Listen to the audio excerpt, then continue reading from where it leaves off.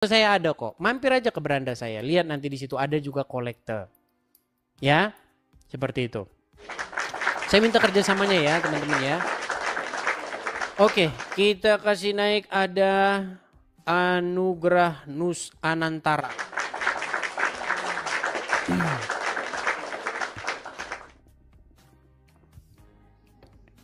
Anugrah Anantara.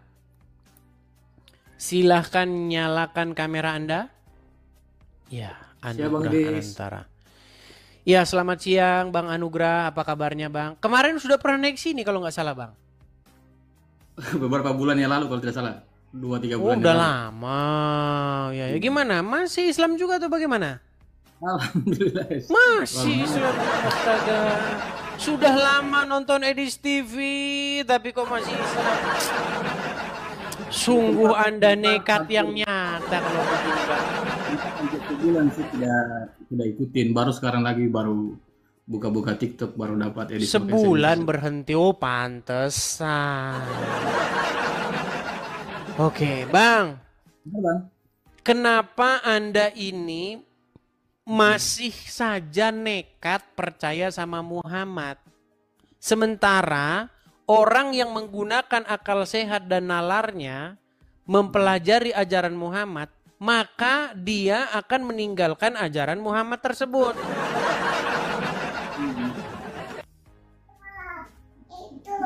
Memang harus gitu ya Bang ya? Oke, kita tes. Nggak harus begitu, kita tes. Boleh kita tes? Siap Bang, siap. Lanjut. Baik. Abang nampaknya ada anak-anak di rumah ya? Nggak apa-apa. Tentulah sebagai ayah, pasti Anda akan menjaga kesehatan anak Anda, betul? Siap. Kalau ada lalat di minuman anak Anda, kira-kira Anda lanjutin suruh minum apa kena ganti? Kalau untuk pertimbangan kesehatan, apalagi untuk anak-anak, pasti saya buang minumannya. Pasti dibuang. Walaupun sebenarnya dalam Muhammad juga menganjurkan sebenarnya tidak apa-apa untuk diminum. Tapi kenapa Anda buang? Karena itu ada pertimbangan kesehatan, apalagi anak kecil kan Bang Edis. Berarti mustahil Anda mengikuti Muhammad di detik yang sama Anda sayang sama anak, betul? Iya, lalu kenapa Anda masih mengikuti Muhammad? Kan begini Bang, berpendapat ke Pak. Setahu saya dalam Islam juga kan hanya dianjurkan. Artinya ketika dalam posisi tertentu, misalnya di minuman kita dihinggapi oleh lalat, maka di dalam posisi itu kita cuma dianjurkan untuk boleh meminum, tapi dengan catatan kita celup dulu lalatnya ke dalam sampai tenggelam baru boleh kita minum. Nah itu kan sebenarnya anjuran. Nah itu menjadi pilihan kita. Apakah kalau kondisinya darurat misalnya, ya kondisi itu pasti kita tetap minum. Tapi kalau misalnya kondisinya biasa-biasa saja, ya tinggal kita pilih saja mau buang atau tetap minum. Mereka ini teman-teman menambah-nambahi saja. Bang, ya. Anda pernah dengar sakmi'na wa'tokna nggak? Boleh. Apa itu sakmi'na wa'tokna? Tunduk dan taat Bang. Tunduk dan taat. Kepada siapa Anda tunduk dan taat? Kepada Nabi Muhammad. Kepada Muhammad. Ketika Muhammad memerintahkan kepada kalian, maka harus kalian laksanakan nggak? Kan bukan perintah Bang, tapi anjuran kan, dibolehkan Bang. Baik. Kita tampilkan ya. Kita tampilkan ya. Memang teman-teman. Susah ini. Berat ini teman-teman ya. Lanjut Bang, saya juga pengen wawasan lebih luas Bang. Baik. Makanya tadi saya bilang Bang, makin belajar ajaran Muhammad, makinlah kita akan meninggalkannya. Baik. Kita akan tampilkan hadisnya. Baik. Ya. Ini kita buka ya, mengenai hadis ya berkaitan dengan lalat. Baik. Ada pertanyaan, apakah hukumnya minuman yang dimasuki lalat? Alhamdulillah, segala puji bagi Allah, sholawat dan seterusnya ya. Lalat adalah dan seterusnya. Kita bacakan. Perhatikan. Wahai manusia, diberikan suatu contoh perbandingan, maka dengarkanlah mengenainya dengan bersungguh-sungguh. Sebenarnya mereka yang kamu seru dan sembah selain daripada Allah, tidak sesekali akan mendapat mencipta seekor lalat walaupun mereka dan seterusnya dan seterusnya. Perhatikan. Apa dikatakan? Perhatikan, dari Abu Hurairah, beliau mendengar bahwa Nabi bersabda, apabila lalat termasuk ke dalam minuman, salah seorang dari kamu, maka rendamkanlah dia. Disuruh direndam, Bang, ini perintah roh. Diperintahkan rendam lalatnya. Rendamlah lalatnya, kemudian buang. Ini karena salah satu daripada sayapnya adalah penyakit dan sebelah lagi adalah obat. Ya. Nih, ada lagi riwayat lain. Apabila lalat termasuk ke dalam bekas salah seorang daripada kamu, bekas maksudnya minuman ya, maka rendamkanlah semuanya itu, kemudian buanglah. Iya, karena salah satu daripada sayap itu adalah penawar dan yang sebelah lagi adalah penyakit. Nih, menurut para ulama, lalat tidak termasuk ke dalam perkara yang najis. Nggak najis, Bang, lalat, Bang. Makanya Islam. Nah, sekarang saya balik lagi. Nih, saya balik. Kita sederhana-sederhana, Bang. Nggak usah kita bahas yang berat-berat. Abang sayang sama anak. Nampak dari wajahnya ini ayah-ayah yang cinta anak. Coba. Kalau ada laler hijau, habis dari orang, habis dari sampah, habis dari bangke tikus, masuk ke minuman anak. Kira-kira Anda lakukan nggak perintah Muhammad? Mandi lo ke dalam lo, mandi lo, masuk lo ke dalam lo, masuk lo ke dalam, masuk. Habis itu buang, kasih minum. Nih anak, kira-kira Anda lakukan nggak itu, Bang, sebagai ayah yang waras? Enggak, Bang, saya buang, Bang. Tidak, kalau saya tahu saya setuju dengan Anda, pasti tidak Anda lakukan. Makanya saya bilang, Bang, mustahil Anda mengikuti Muhammad di detik yang sama Anda waras. Coba, kira-kira, Bang, mana yang lebih Anda pilih? Ajaran Muhammad? Tapi kan begini, Bang, apa namanya? Kalau kasusnya seperti itu, Bang, saya pikir juga itu tidak cukup menjadi syarat kita untuk kemudian meninggalkan Muhammad, Bang. Karena meskipun juga dalam hadis itu kita kalau terjadi hal seperti itu kita diperintahkan untuk menyelupkan lalat itu. Pertama dari sisi kesehatan kan juga tidak bermasalah, Bang. Di sisi lain kita juga bisa ada pilihan-pilihan di situ, Bang. Artinya kita tidak mesti juga harus kemudian kita jadikan bahwa karena situasi itu kita tidak ikuti, kemudian kita tidak cukup syarat untuk mengikuti kembali Nabi Muhammad. Kan tidak begitu juga kan, Bang? Kan banyak faktor-faktor lain. Kita juga kan manusia. Ini berani, teman-teman. Bang, kita itu, Bang, mengambil contoh itu, sampel itu satu aja. Ya. Kita nggak perlu banyak-banyak, satu saja sudah cukup membuktikan apakah seseorang itu pantas diikuti atau tidak. Saya kasih satu contoh lagi, Bang. Abang lihat, pandanglah wajah anak itu, ya kan? Taruhlah umurnya masih 6 tahun. Pantas nggak, Bang, anak umur 6 tahun dinikahi, lalu umur 9 tahun disetubuhi? Kalau zaman sekarang tidak pantas, Bang. Muhammad contoh suri teladan nggak untuk zaman sekarang? Kalau iya. Sekarang masih menjadi suri teladan? Masih, Bang, masih. Barusan tadi Anda bilang tidak pantas zaman sekarang. Ya kan begini, Bang. Mungkin situasi saat seandainya kalau Nabi Muhammad hidup di zaman ini, ketika ada perlakuan seperti itu, mungkin, Bang, sudah menjadi kesalahan. Dijemput polisi Muhammad. Kalau Muhammad menikahi anak di bawah umur, Muhammad dibawa ke Mabes Polri. Iyalah, gimana?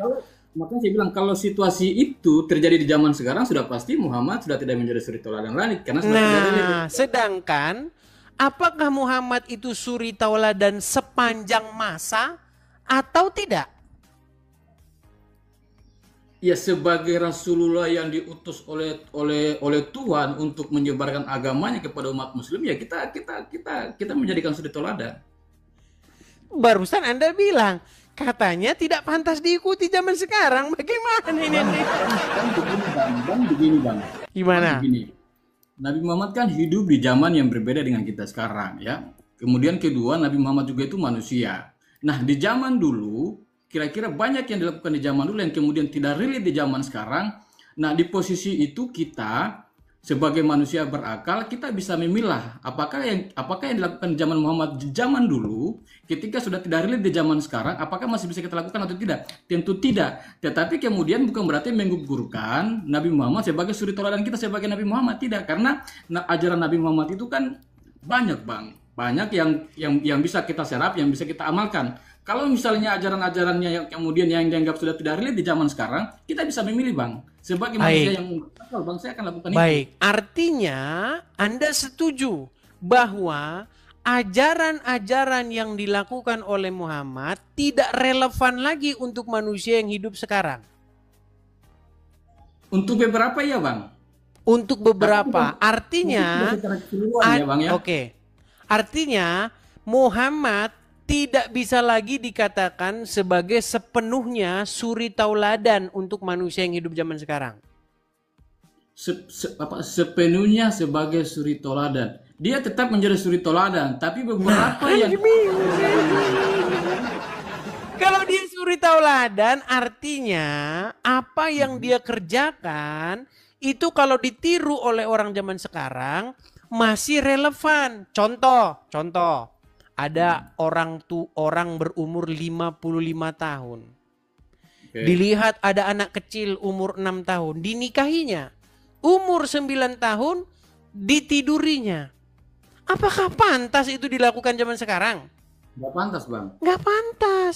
Artinya ketika apa yang diperbuat oleh Muhammad di masa lampau diikuti di zaman sekarang, tidak pantas lagi. Kesimpulannya Muhammad tidak pantas dijadikan sebagai suri tauladan di masa kini. Setuju? Misalnya begini, Bang, ya. Saya pakai contoh misalnya salah satu. Misalnya ada pemimpin kita misalnya, Bang, ya. Suri tauladan kan identik dengan seseorang yang kita panuti, yang kita teladani, kan, Bang. Misalnya begini, misalnya saya meneladani Jokowi misalnya kemarin ketika beliau menjadi presiden, karena saya meneladani beliau karena idenya, karena pemikirannya, karena programnya, karena kebijakannya. Tetapi di posisi itu saya menjadikan beliau sebagai suri tauladan. Nah, ketika beliau mengambil keputusan untuk memajukan anaknya sebagai calon presiden, nah di situ saya tidak ikuti, Bang. Artinya berarti memang sebagai manusia biasa tidak sepenuhnya kita menganggap manusia itu sempurna. Pasti ada titik-titik lemah yang dilakukan. Nah, di posisi itu kita bisa memilah mana yang bisa kita contoh, mana yang tidak bisa kita tidak kita contoh, Bang. Baik, saya tangkap. Artinya, menurut Anda ada hal-hal buruk yang dilakukan oleh Muhammad yang tidak pantas ditiru, tetapi ada hal-hal baik, begitu? Sebagai manusia biasa, Bang, saya yakin Nabi Muhammad tidak sempurna sebagai manusia biasa. Sebagai manusia biasa tidak sempurna. Oke, baik. Ini statement seorang muslim yang sudah modern, yang sudah moderat, Bang. Karena muslim-muslim zaman sekarang tidak berani berkata begitu, Bang. Tidak berani. Mereka akan mengatakan Muhammad itu sempurna, suri tauladan sepanjang masa. Tapi Anda sebagai muslim, Anda berani mengatakan bahwa Muhammad tidak sempurna, ya? Karena beliau manusia biasa, Bang. Beliau bukan malaikat. Beliau baik, juga punya dia manusia biasa, dia tidak sempurna. Baik. Artinya begini, Bang. Kalau begitu, bagaimana kalau suri tauladan atau panutan yang selama ini itu Muhammad, bagaimana kalau dicabut gelarnya itu, Bang? Dicabut gimana, Bang? Kan di dalam agama Islam sosok yang patut ditiru, diteladani itu kan Muhammad.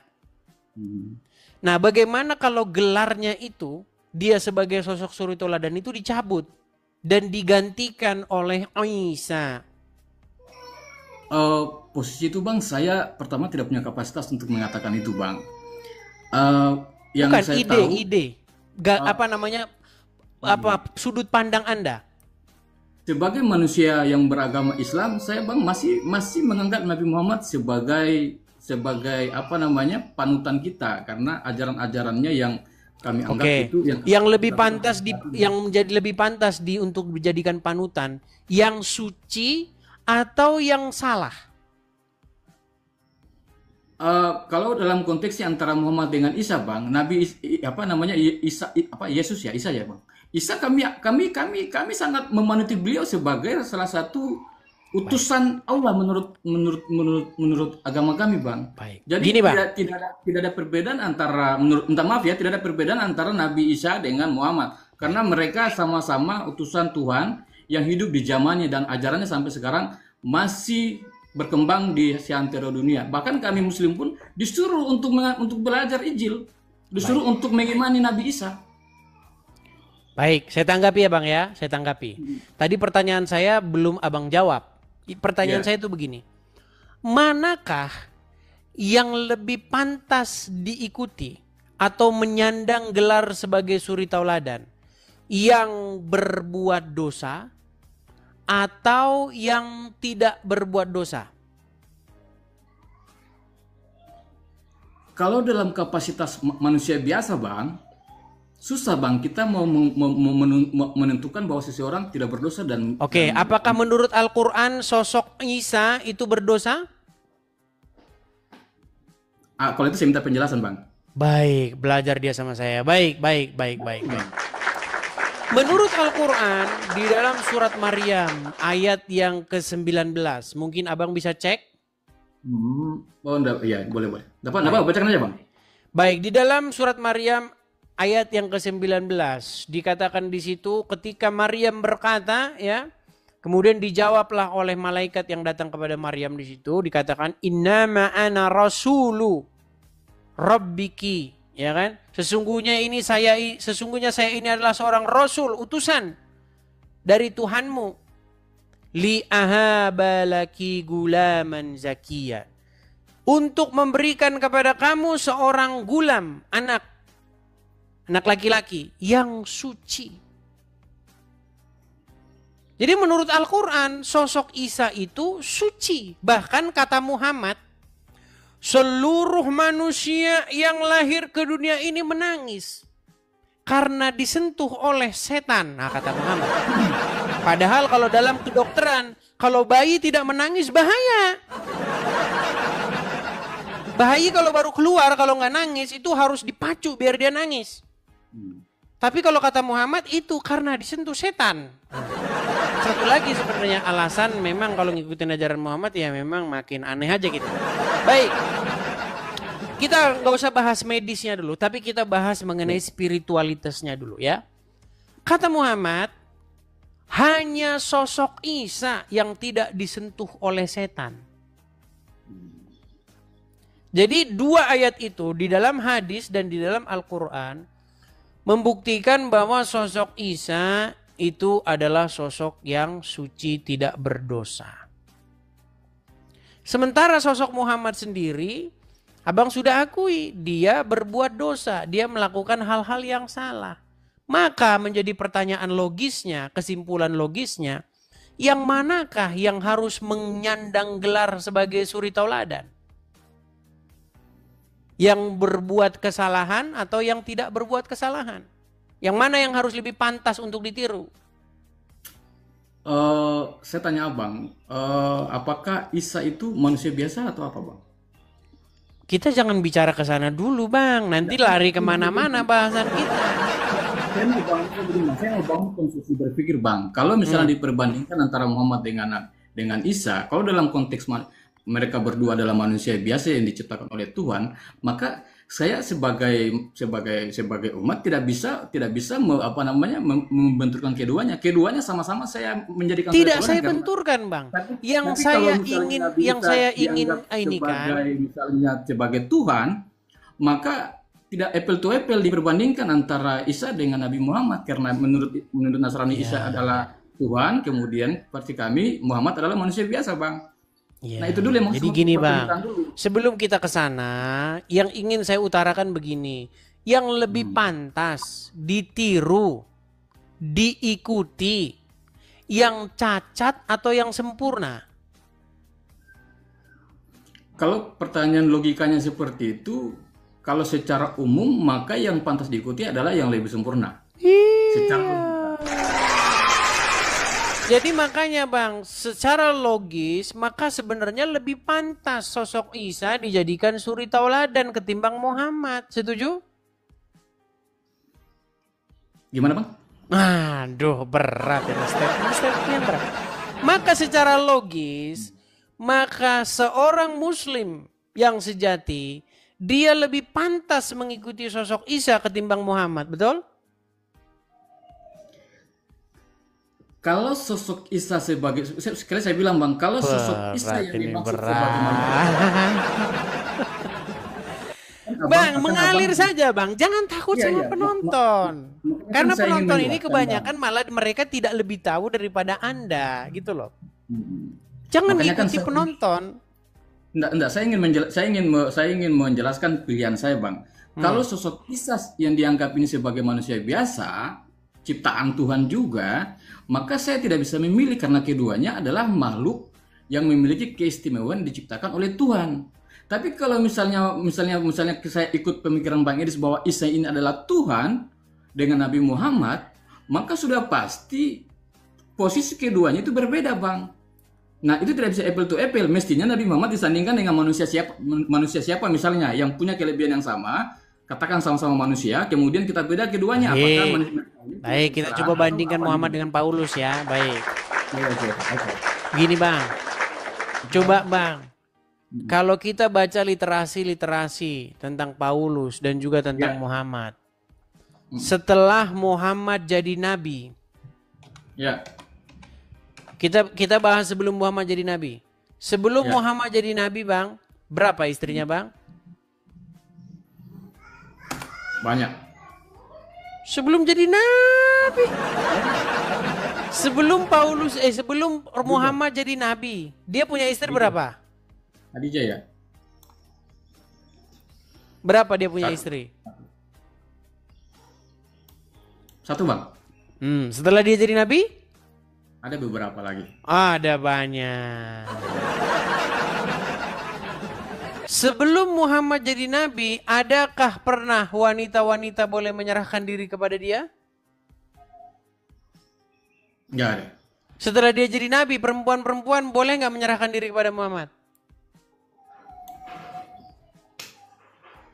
Nah, bayangin dengan Paulus Bang.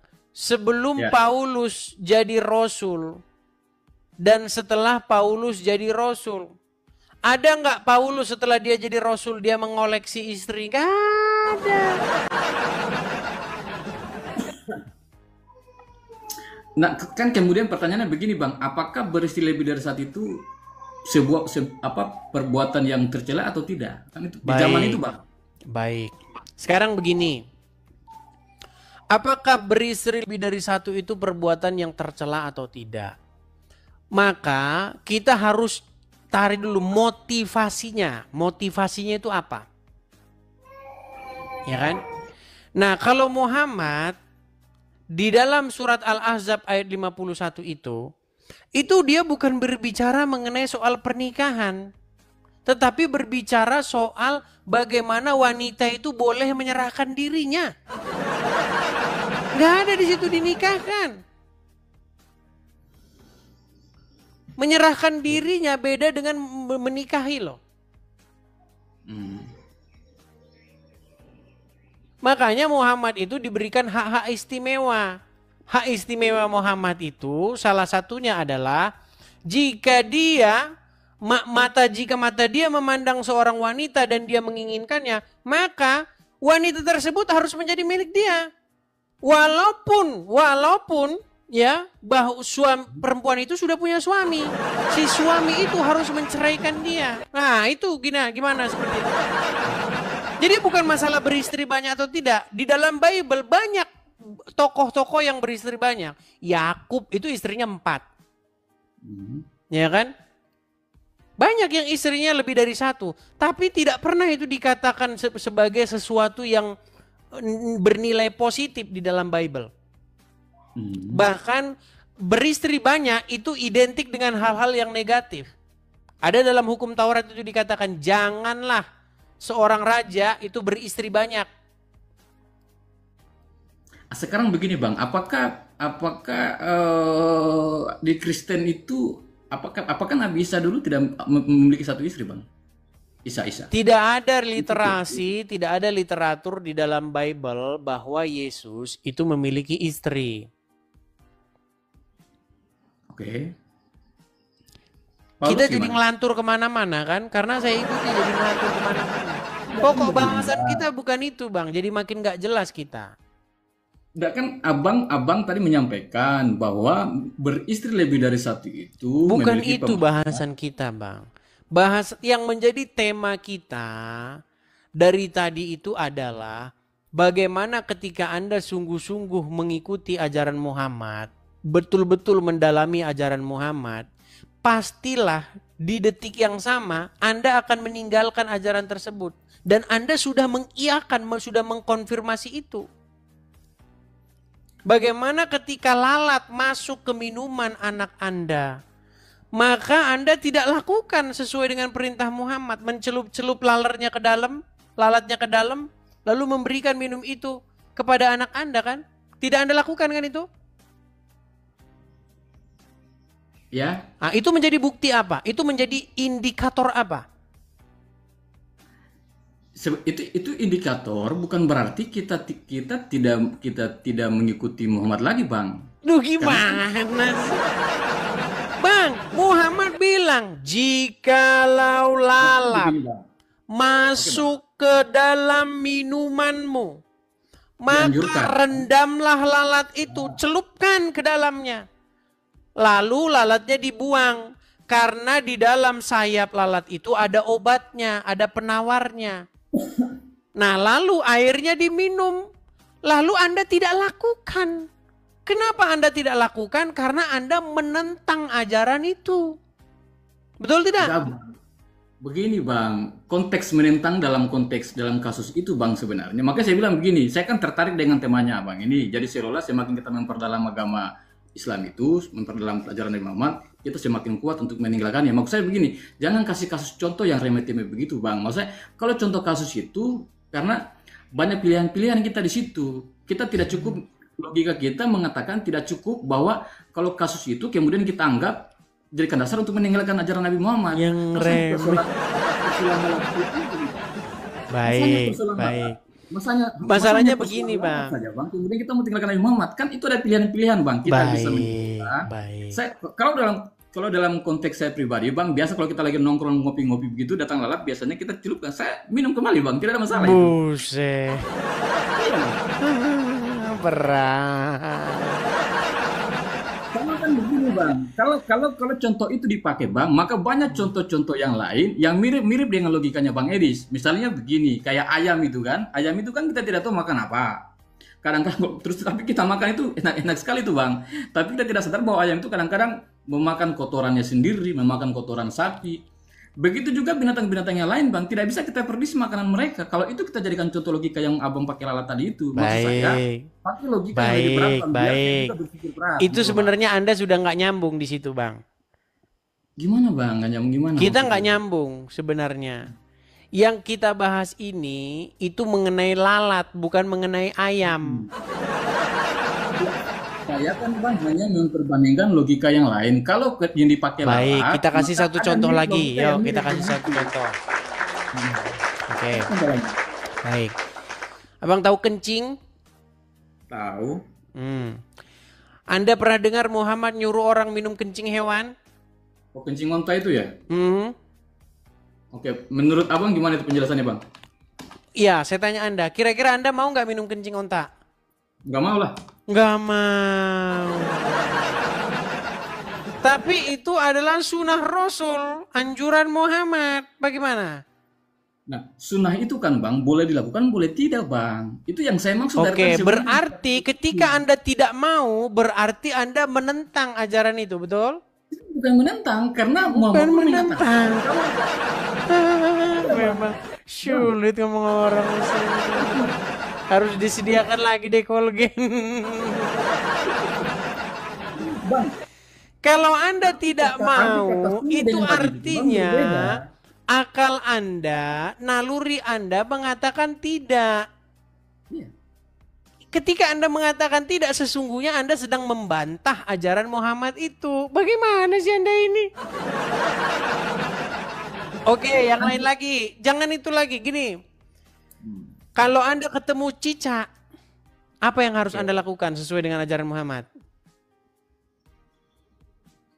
Cicak, kalau dia tidak mengganggu, biasa saja. Salah, Bang. Kalau Anda ketemu cicak, Anda itu harus membunuh cicak itu dengan satu kali Wajib, ya? pukulan. Memang wajib ya, Bang? Kenapa? Ada yang bertanya kepada Muhammad, kenapa? Karena dulu cicak itu membantu meniup api ketika Ibrahim dibakar. Itu kata Muhammad, Bang. Itu wajib atau sunnah, Bang? Bukan masalah wajib atau tidak, Bang. Di sini yang kita gunakan itu nalar kita. Sekarang begini. Kata Muhammad, cicak itu membantu meniup-niup api ketika Ibrahim dibakar. Kira-kira secara akal sehat, akal yang waras, kira-kira masuk akal nggak itu cicak meniup-niup api? Kalau itu di luar jangkauan kita sebagai manusia biasa, Bang. Di luar jangkauan kita sebagai manusia biasa. Makanya saya bilang, Bang, kalau satu contoh saja sudah saya beri, tapi Anda ngeles, pasti contoh-contoh yang 1000 lainnya pun akan juga seperti itu. Begini, Bang. Begini. Sekali lagi saya bilang kan, saya beragama ini kan Bang menggunakan logika. Makanya dalam agama kita itu ada yang diwajibkan, ada yang disunahkan. Makanya saya pengen tahu sebenarnya dalil itunya. Apakah itu diwajibkan atau disunahkan. Nah ketika Baik, kita memiliki bicara Quran aja lah kalau peristiwa- begitu. Kalau mau cara wajib-wajiban. Kalau peristiwanya Oke. adalah sifatnya sunnah, maka kita itulah dalam Islam kita diberi pilihan untuk mengikuti atau tidak. Baik, saya kasih contoh, Bang. Untuk menentukan Bang, pilihan menurut- itu kita menggunakan logika kita, Bang. Oke, baik. Menurut Al-Quran, Anda harus jadi orang Islam itu menjadi orang Islam yang 90%, 50%, 99% atau 100%. Saya tidak bisa menangkar itu, Bang. Yang saya tahu sekarang saya meyakini Islam dan saya melakukan kebaikan kepada orang dan menghindari dosa. Hanya itu kewajiban Nah, saya. berarti Anda tidak sedang melaksanakan ajaran Islam. Anda sedang melaksanakan ajaran pikiran Anda sendiri. Bang. Agama apapun, Bang, agama di dunia ini, Bang, esensinya cuma itu, Bang. Membangun kebaikan, menciptakan amal kebaikan. Salah, tidak. Kalau Agama Anda apapun bicara begitu. Kristen iya, tapi kalau Anda bicara Islam tidak seperti itu. Bisa saya dibantu jelaskan, Bang?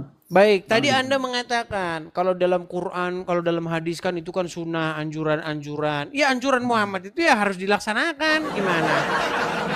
Baik, saya kasih contoh. Saya kasih contoh nih, Bang. Ini contoh sederhana saja. Oke.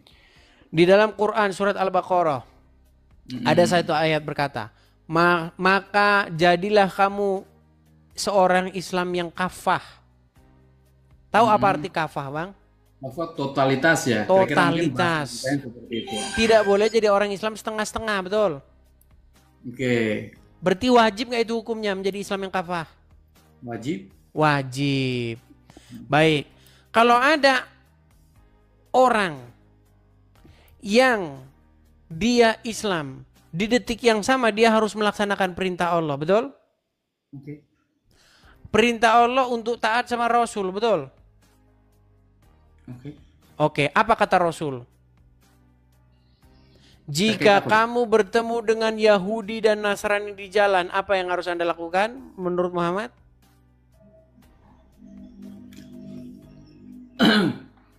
Ini dijelaskan di mana, Bang? Banyak tidak tahunya dia. Coba diklik saja di Google.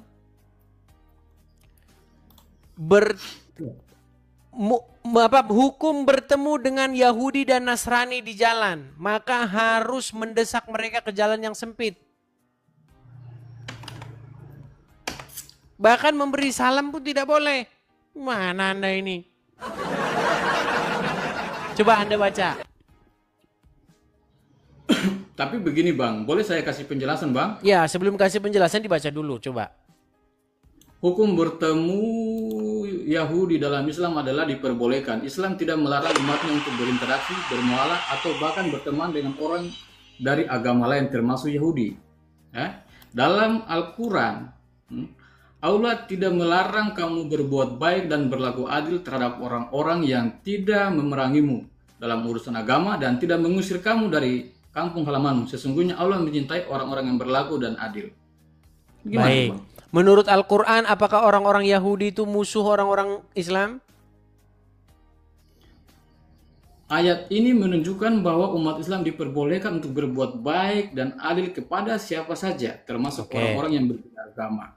Oke. Menurut Al-Quran, orang Yahudi itu musuhnya orang Islam nggak? Saya tidak baca detail itu, Bang. Tetapi menurutku, narasi ini cukup menyimpulkan bahwa umat Islam itu diperbolehkan untuk berbuat baik dan adil kepada siapa saja, termasuk agama yang berbeda, Bang. Entah itu Yahudi, Nasrani, dan sebagainya, Bang. Itu menjelaskan, Bang. Ya, itu artinya yang Anda baca itu penjelasan ulama, Bang, ya. Perhatikan. Quran surat Al-Mumtahanah ayat 8. Bentar ya. Bukan ulama itu, Bang. Bentar ya.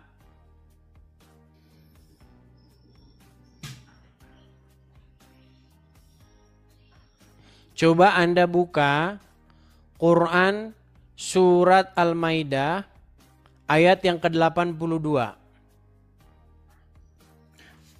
Al-Maidah ayat 82. Ya. Artinya kan ini sudah ada versi yang satu, Bang, ya. Versi Ya, surat. makanya makin dibaca Quran itu, Bang, makin orang akan meninggalkannya. Oke, sangat tertarik, Bang. Surat Al-Maidah 82. 82. Oke. Silakan dibaca.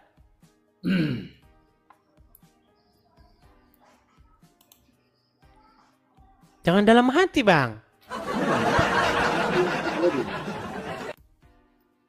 Artinya sesungguhnya kamu dapati orang-orang yang paling keras permusuhannya terhadap orang-orang yang beriman ialah orang Yahudi dan orang-orang musyrik.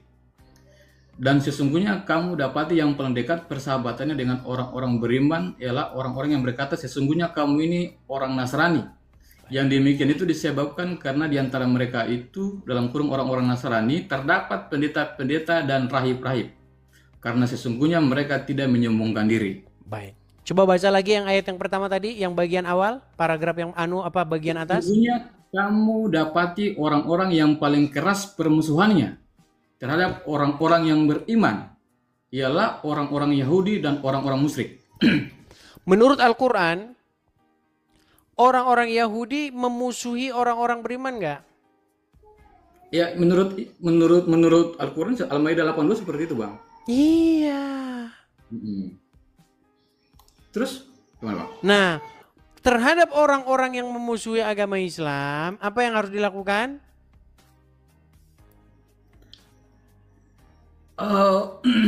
Sebatas mereka tidak menyakiti secara fisik, Bang. Tidak ada masalah. Sekarang tidak menyakiti secara fisik, mulai bikin arah. Aduh, mulai bikin ayat lagi. Bang Edis. Maksud saya begini, kita kan dua manusia yang berbeda pola pikir, Bang. Ya? Ayat Quran dengan Quran bertentangan. Quran dengan hadis bertentangan. Hadis dengan hadis bertentangan.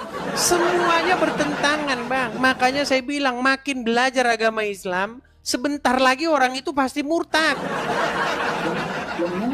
Yang mana, Bang, yang baik. Saya akan tunjukkan ya hadis ini ya. Saya akan tunjukkan. Tadi di situ dikatakan orang yang paling keras permusuhannya terhadap agama orang beriman, orang Yahudi. Dan paling dekat persahabatannya orang Nasrani. Sekarang saya balikin. Sekarang saya bandingkan dengan ajaran Muhammad dalam hadis ya. Perhatikan. Apa dikatakan di sini? Dari Abu Hurairah dan seterusnya. Abu Hurairah terus ini kan. Makanya Islam ini sebenarnya buatan Abu Hurairah. Baik. Rasulullah bersabda, janganlah kalian memulai salam kepada Yahudi dan Nasrani. Apabila kalian bertemu dengan salah satu dari antara mereka di jalan, maka desaklah ia ke jalan yang sempit. Betul? Anda laksanakan nggak ini sebagai Anda seorang muslim? Tidak, Bang. Tidak, makanya saya bilang mustahil Anda mengikuti ajarannya Muhammad. Bagaimana Anda mau mengikuti ajaran Muhammad, Bang? Kan di situ ada pilihan-pilihan, Bang. Di Pilihan satu sisi, gimana maksudnya? ya Bang, saya ngomong dulu, San. Di satu sisi ada hadis riwayat yang mengatakan seperti itu, Bang. Tetapi di sisi lain juga ada ajaran-ajaran dalam Islam untuk seperti yang saya sampaikan tadi itu, yang di ayat yang pertama saya sampaikan tadi, bahwa membangun hubungan kemanusiaan sesama manusia itu entah lintas agama manapun itu wajib dibangun, Bang. Artinya ada pilihan-pilihan. Nah, disitulah otak Berarti kita ayat sebagai ini manusia tidak dianggap. untuk dalam posisi membangun hubungan kemanusiaan, Bang, karena kita hidup di dunia, Bang, bukan hidup di akhirat, maka saya tidak gunakan ayat itu, saya gunakan yang lain, Bang. Berarti yang ini Saya gak usah gunakan digunakan. Bagi saya, Bang, ya, saya tidak tahu kalau umat Islam yang lain, Bang. Berarti yang ini salah. Saya tidak mau katakan salah dengan tidak, Bang, tetapi saya tidak mengikuti kesimpulan, Bang. Ini yang saya sebut tidak- sebagai saya tidak Islam. mengikuti yang itu, Bang. Oke, Bang, saya akan memberikan Anda Islam aliran baru, namanya Islam aliran Joker. Kalau Joker tuh kemana aja kan masuk, Bang, kalau Joker. Ingat kan, zaman-zaman kita SMP main Joker-Jokeran. Masuk, kemana aja masuk. Makanya Islam aliran Joker Anda ini, Bang.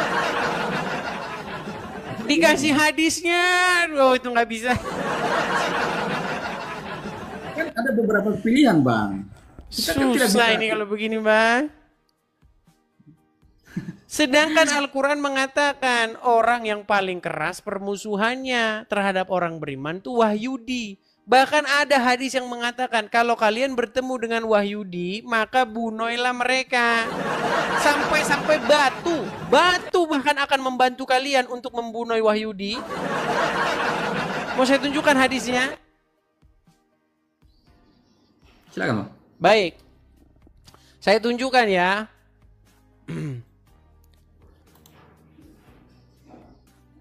Perhatikan. Ya.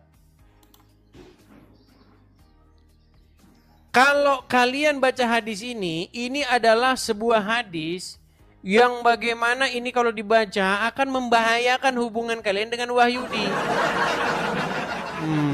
Memang kadang-kadang masih ada juga yang Yahudi-Yahudian tapi ngobrol-ngobrol dengan orang Islam.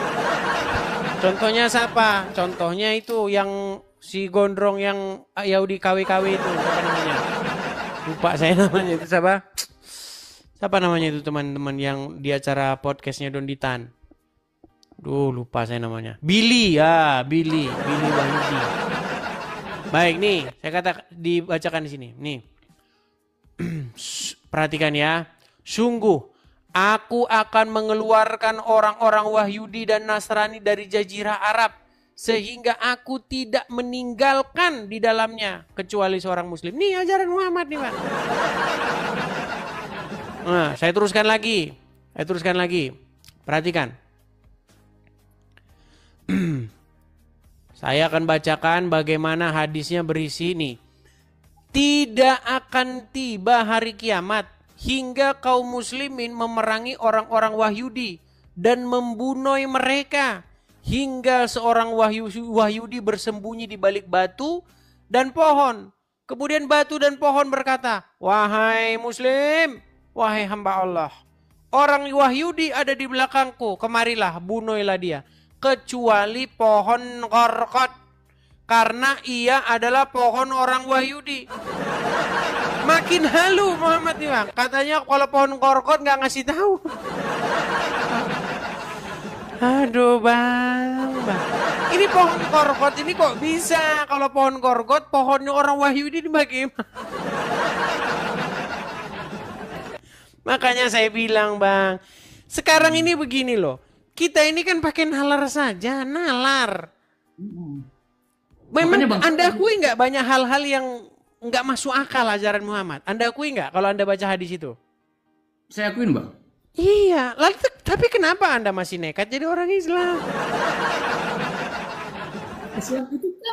Islam itu kan diturunkan oleh Tuhan, Bang. Nabi Muhammad itu hanya rasul. Rasul yang diutus oleh Tuhan untuk menyebarkan agamanya. Tapi ada satu ayat yang berkata dalam Al-Quran. Wa ma yantiqu anil hawa in huwa ila wahyu yuha. Tidaklah yang diucapkan dia itu, diucapkan Muhammad itu, berdasarkan hawa nafsu dia. Tetapi berdasarkan apa yang diwahyukan kepadanya. Artinya setiap omongan Muhammad itu wahyu.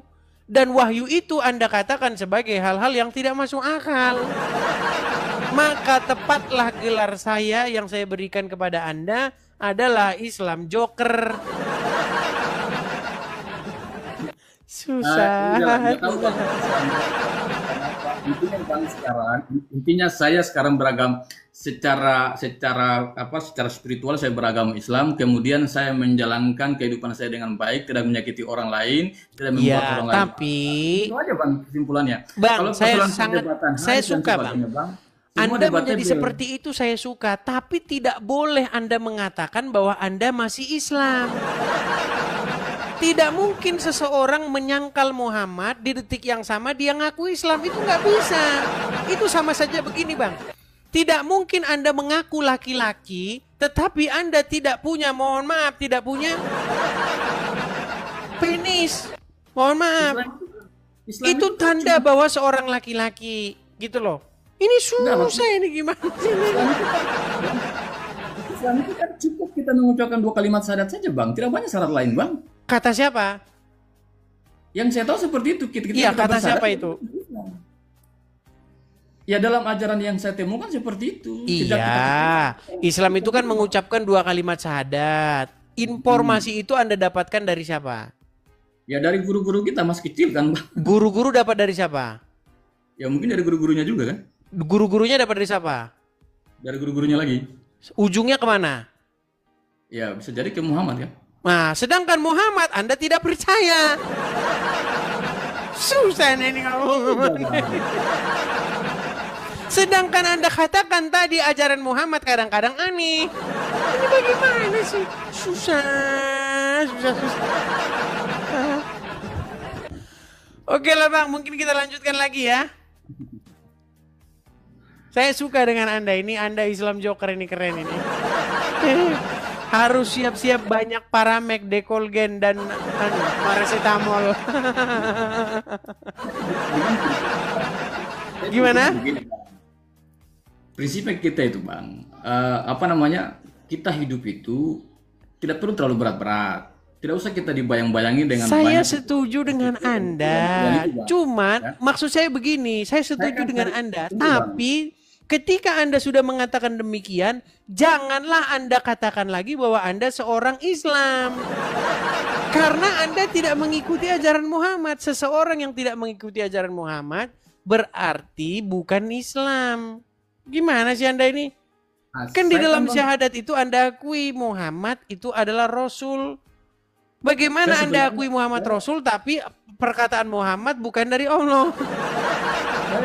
Saya sebenarnya Bang begini, saya dari tadi sebenarnya pingin menemukan faktor yang paling fundamental kira-kira apa yang Bang Edis miliki biar bisa merubah logika saya untuk tidak kembali memanti Muhammad.